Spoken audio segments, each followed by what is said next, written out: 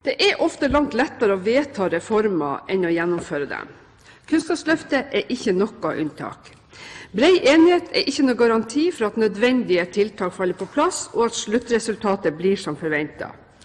Dersom vi nå ikke holder oppmerksomheten på Kunnskapsløftets viktigste bærebjelke, lærerkompetansen, frykter Høyre at mange elever fortsatt vil gå ut av norsk skole uten nødvendige kunnskaper og ferdigheter til å kunne mestre videre utdanning og deltakelse i arbeidslivet.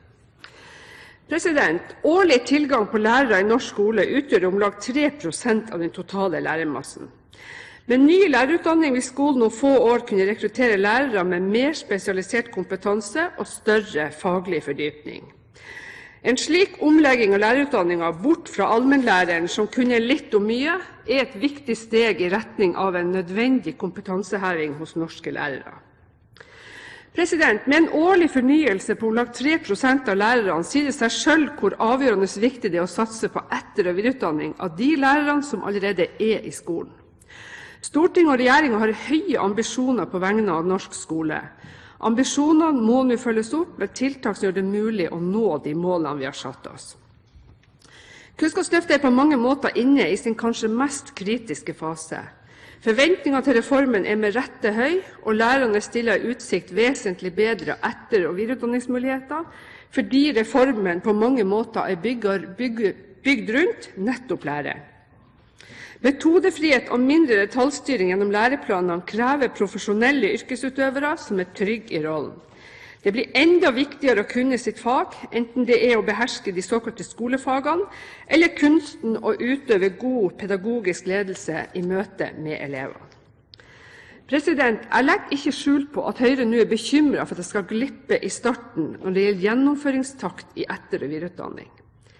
Det er en bekymring jeg vet lærerorganisasjonene deler med oss.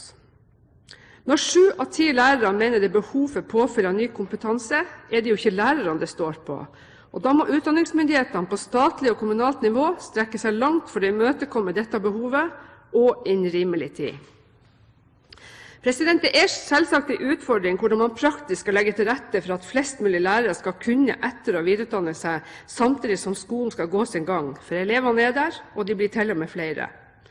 Spørsmålet er om dagens organisering er godt nok tilpasset dette faktum. Jeg utfordrer kunnskapsministeren til å kommentere om hun mener etter- og videreutdanningen, sånn som den nå er lagt opp, har den nødvendige fleksibilitet. Og deler statsråden Høyres bekymring for at de tilgjengelige studieplassene ikke fylles opp? Fra Høyres side har vi nøye fulgt utviklingen når det gjelder søkertall til de studietilbudene norske lærere har fått med oppstart, og som skulle starte opp kommende høst. Og vi er skuffet. Til tross for ekstrarunder med kommunene synes det nå å være et faktum at et betydelig antall studieplasser vil stå tom høsten 2010. Etter Høyres mening er det all grunn til å interessere seg for hvordan dette kan skje når ønsket om etter- og videreutdanning er så utbredt. Hvorvidt staten og kommunene lykkes i å gjennomføre etter- og videreutdanning i et rimelig tempo, er viktig for å kunne ha tillit hos lærere som er forespeilet et klart løft på dette området. Men det handler jo like mye om å fremstå som en profesjonell arbeidsgiver, og at skolen skal fremstå som en attraktiv arbeidsplass, og derigjennom kunne beholde og rekruttere dyktige medarbeidere. Det igangsatte etter- og videreutdanningsprogrammet Kompetanse for kvalitet, undertegnet av staten, KS og lærerorganisasjonene, er en tydelig understreking av sammenhengen mellom godt kvalifiserte lærere og elevenes læring og motivasjon. I formålet med strategien er det jo også lagt vekt på at målrettet og landsdekkende gjennomføring av videreutdanning skal øke lærerne sin faglige, didaktiske og pedagogiske kompetanse. Tanken er også at videreutdanningen satt i system skal bidra til sitat, å øke læreryrkets status og styrke tilliten til skolens kvalitet. Sitat slutt. Det er Høyres oppfatning at oppslutningen er av stor betydning for om målsettingen med videreutdanningsstrategien skal kunne nås, målt i læringsutbytte for elevene og økt status for lærerne. Til tross for igangsatte kampanjer og oppfølging via utdanningsdirektørene, er oppfølgingsgraden av de tildelte studieplassene for mange fylker langt under det man kunne forvente. Ut fra oversikten som jeg sitter med, og etter at det såkalte restetorget ble stengt sist uke, har 14 fylker lavere enn 70% påmelding, men verre er det at 5 fylker ligger under 50%, og med Sogn og Fjordane den desiderte bunnen med 2% påmelding. Nord-Trøndelag slik på topp har en utnyttelsesgrad på 85%. Også der er det altså mer å gå på. Tatt i betraktning det forarbeidet som er lagt ned av involverte parter, må dette være skuffende tall når vi altså vet hvor stort behovet for kompetanseheving er.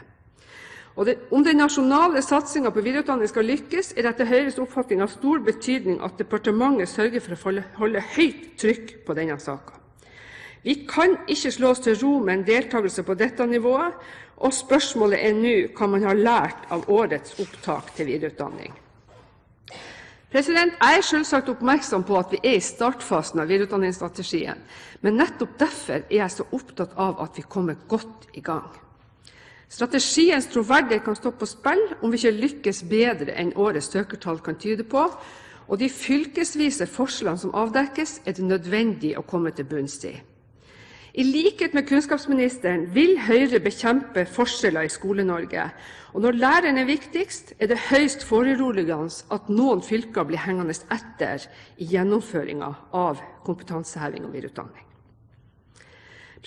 Med bakgrunn i de søkertallene vi nå ser, må det være grunn til tidlig innsats for å rette opp situasjonen. Vi må lære av erfaringer fra skolen at det ikke er noen god strategi å vente og se om ikke problemene retter seg av seg selv. Men vi må så raskt som mulig avdekke hvor det har sviktet, og sette inn mottiltak. Et annet vesentlig spørsmål når så vidt mange studieplasser ikke fylles opp, er hvordan søkerne fordeler seg på fag. I lys av de utfordringer norsk skole står overfor når det særlig gjelder realfag, er det overmåte viktig at vi greier å holde høy gjennomføringstakt i disse fagene. Tall fra videregående skole viser at om lag 25% av realfagslærerne vil gå med pensjon de neste 5 årene. Dersom ikke skolen skal lide et stort kompetansetap når de mest erfarne lærerne pensjoneres, må yngre kollegaer gis mulighet til å høyne sin kompetanse nå. I strategidokumentet slås det fast, og jeg siterer, en suksessfaktor for strategien er god søkning til og lite frafall fra videreutdanningen. Partene skal følge utviklingen og vurdere innretningen på systemet dersom deltakelsen og gjennomføringen ikke er som ønsket. Sitat slutt. Avslutningsvis har jeg altså 3 spørsmål til kunnskapsministeren. Hva vil regjeringen foreta seg med bakgrunn i at et stort antall videreutdanningsplasser ikke har søkere, og de betydelige fylkesvise forskjellene som er avdekket? Spørsmål nummer 2. Lave søkertall forklares bl.a. med at tilgjengeligheten til utdanningstilbudene er vanskelig fordi de ligger geografisk langt borte. Tilbud om nettbaserte løsninger etterlyses. Hva er statsrådens kommentar til det? Og det 3. spørsmålet er, hva vil statsråden gjøre for å sikre at videreutdanningen kan bidra til å løse den akutte situasjonen knyttet til avgangen av et stort antall realfagslærere i videregående opplæring de kommende 5 årene?